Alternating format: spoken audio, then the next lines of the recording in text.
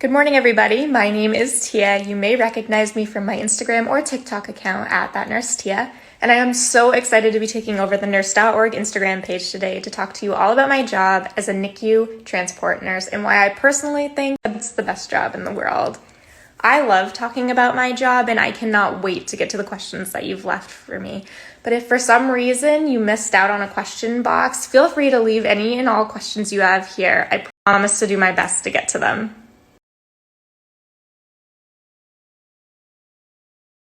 This is such a great question to start with. What does a neonatal transport nurse even do? So the best way that I can describe my job is that not every hospital has a NICU, and not every hospital has the resources or is equipped to take care of sick babies. So when a premature mom wanders through their doors or another baby in their nursery gets super sick, they call my team to come out in an ambulance to pick up the baby and bring it back to a place where they can receive the care that they need, such as my own NICU or another NICU in the community. And it's not always just a grab and go sort of situation. A lot of these babies require stabilization, which means that my team and I could be there for hours giving medications or performing any procedures that the infants might need to make sure that they're safe to bring back. Sun is shining in the sky. There ain't a cloud in sight. It stopped raining. Everybody's in a play. And don't you know? It's a beautiful new day, hey.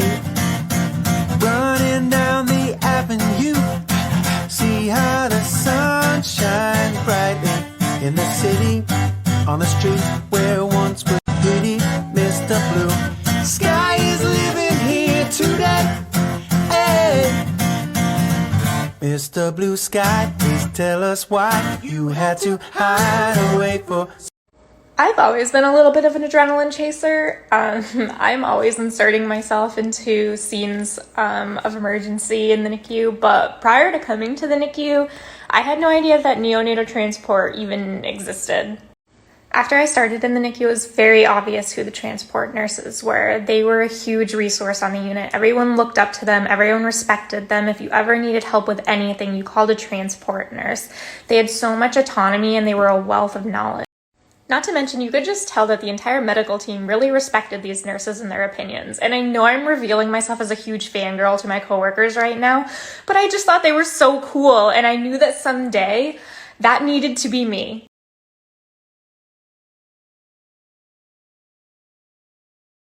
So every hospital is a little bit different, so I can't promise this will be exactly the same for you. But at my hospital, it was an application process. You had to fill out an application to apply, and there were definitely some special requirements you had to meet first. You have to have been working in the NICU for 5 years. You need a reference specifically from a transport respiratory therapist and a transport RN.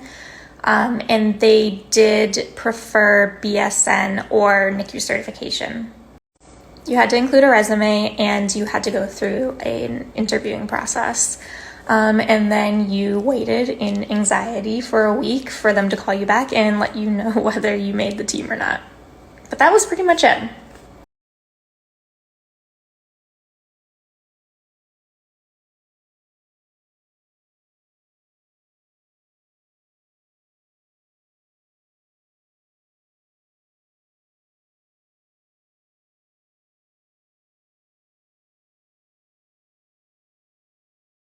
So if I'm not out on a call, I'm in an assignment. We pair our transport and delivery room nurses. So if the delivery room nurse has to run out to a delivery, I'll cover the assignment. And if I have to go out on transport, then they'll cover the assignment. We each take one baby, and they're very non-acute babies, so that if we have to up and go, then we can. Some hospitals are a little different where their transport team is completely out of an assignment, but that's just not how we operate. And this is the question on everybody's mind. I want to preface this by saying that I'm going to tell you about my experience at my hospital, but that experience may not be your own. First and foremost, set yourself up for success. Find a NICU that has a transport team. They're most likely going to be your level 4 regional centers. Once you're hired, you're going to need at least 2 to 5 years of experience. So in that time, let everybody know that this is your goal. You will honestly be amazed at how many people will take you under their wing when they find out this is what you want to do. And you want to set yourself up as the person that people go to when they need help. Important attributes of a nurse on a transport team are someone who's a team player, someone who knows their limits and when they need to ask for help, and someone who can critically think. And having your certification definitely helps, but it didn't stop me from getting the job. So basically just get out there and get good at what you do. You've got this. While there are some NICUs that do transport via air, my NICU is not one of them. We solely do ground transport via ambulance. Which is kind of disappointing because can you imagine me in a flight suit?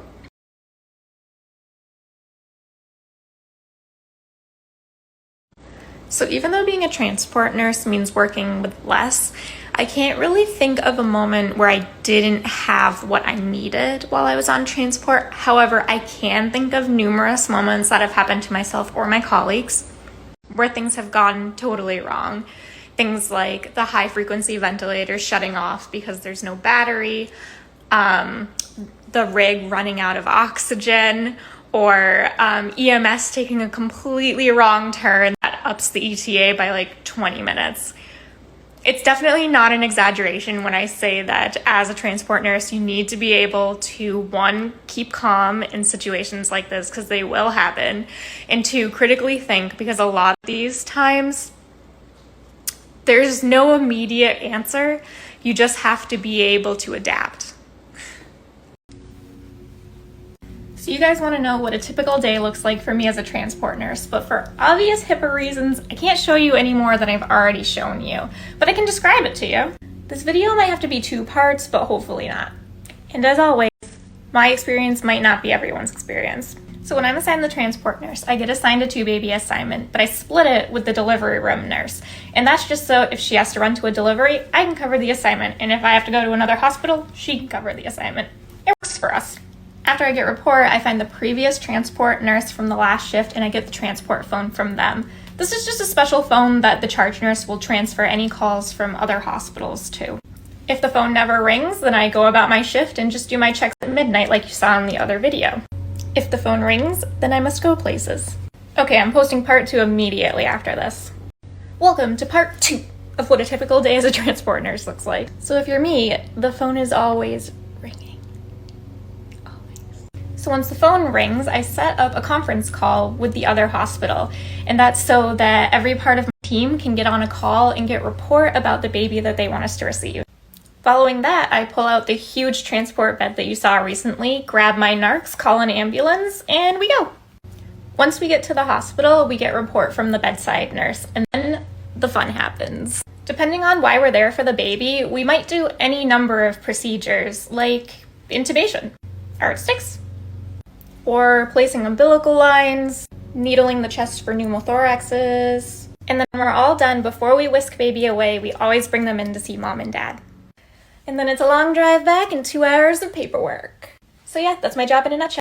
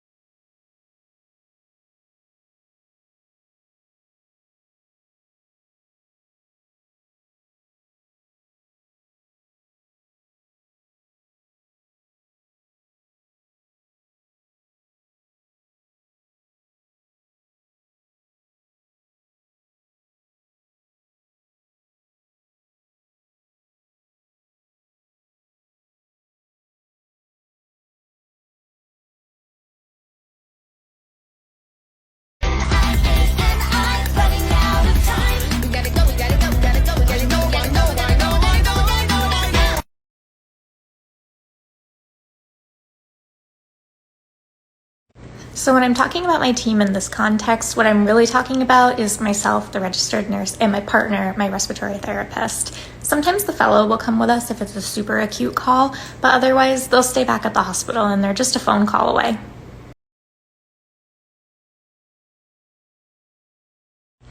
Thanks so much for letting me hang out with you today, guys. Like I said, I love my job and I could literally talk about it for forever, but unfortunately I only have 24 hours. So thank you for letting me come and show you exactly what I get to do and why I love it so much.